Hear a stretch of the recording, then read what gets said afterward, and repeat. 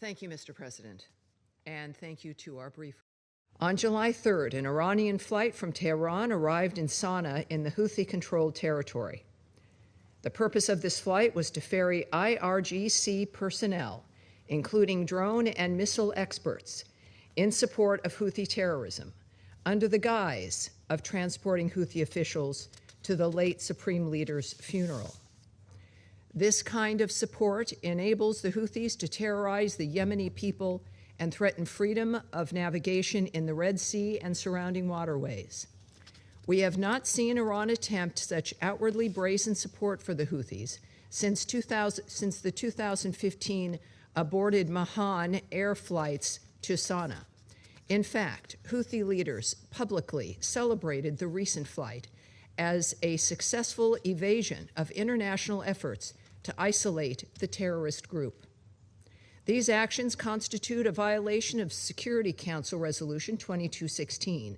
Resolution 2216 prohibits the supply, sale, or transfer of arms and related material, technical assistance, training, or other support to the Houthis related to military activities or the use of arms and related material, including drones and missiles. The United States has repeatedly called out this long-running record of violations. For nearly a decade, and with Iranian assistance, the Houthis have steadily demonstrated increasing military sophistication, including through frequent cross-border drone and missile attacks and reported use of cluster munitions. That mounting capability is in itself evidence that the Houthis have received external support in violation of the targeted arms embargo. Moreover, this morning, a second Iranian flight entered Yemen despite explicit public instructions from the Republic of Yemen government not to do so. The Islamic Republic of Iran's willful disregard for the sovereignty of Yemen and the collective decisions of this council is simply unacceptable. Similarly, we have seen Iran's blatant disregard of Security Council Resolution 2817. With 136 co-sponsors, this resolution represents a unified international demand that Iran cease its attacks. The Iranian regime nevertheless chooses to defy Resolution 2817 with continued attacks, both directly and through its proxies, against its neighbors and maritime shipping. Today. Once again, this council is called into an emergency. If Iran shoots its ships, we will immediately respond with force. U.S. military operations are a response to these threats in self-defense and defense of others. Furthermore, as Secretary Rubio stressed during his trip to the region last month, the United States will continue to stand with our partners in the region. Make no mistake, this is not a talking point. It is a commitment that we will back and are backing with action.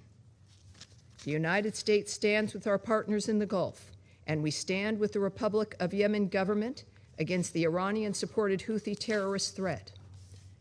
We remain committed to working with council members to use all available tools, including sanctions, to support a peaceful resolution to the conflict in Yemen and to safeguard international peace and security.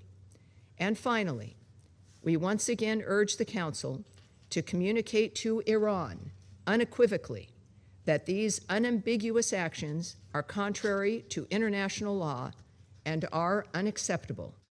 Merci la représentante des États-Unis pour sa déclaration.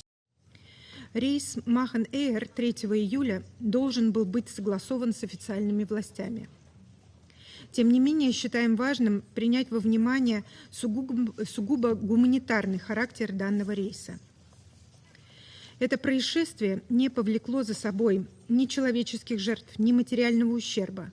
Однако оно послужило поводом для эскалации напряженности в Йемене и вокруг него. Это особенно опасно на фоне очередного обострения в Персидском заливе. Призываем все стороны к снижению напряженности, сдержанности а также призываем их приступить к диалогу по разрешению противоречий. هذا الشهر وأنا أعرب عن خالص إنما أقدمت عليها الجمهورية الإسلامية الإيرانية بتسيير رحلة مباشرة تابعة لشركة مهان إير إلى مطار صنعاء الخاضع لسيطرة الميليشيات الحوثية الإرهابية، لا يمكن النظر إليه باعتباره إجراء إنسانيا كما تروج له هذه الميليشيات، بل يمثل انتهاكا جسيما لسيادة الجمهورية اليمنية وتحديا مباشرا لقرارات مجلس الأمن ذات الصلة، ولا سيما التدابير المرتبطة بنظام الجزاءات المفروض على هذه الميليشيات. أن هذه الرحلة لا يمكن النظر إليها باعتبارها رحلة مدنية اعتيادية، لأنها تمت دون إذن مسبق أو تنسيق مع السلطات المختصة في الجمهورية اليمنية، وبما يتعارض مع القواعد المنظمة لتشغيل الرحلات الجوية الدولية إلى إقليم دولة ذات سيادة. وتشير معلومات موثقة لدى الحكومة اليمنية إلى أن الرحلة لم تكن ذات طابع مدني بحت، وإنما ارتبطت بنقل عناصر وخبرات ومعدات ذات طبيعة عسكرية أو مزدوجة الاستخدام، وتحتفظ الحكومة اليمنية بحق إحالة ما لديها من معلومات وأدلة إلى لجنة الجزاءات وفريق الخبراء المعنيين باليمن لاتخاذ ما يلزم وفقا لاختصاصاتهما. Je remercie le représentant du Yémen pour sa déclaration.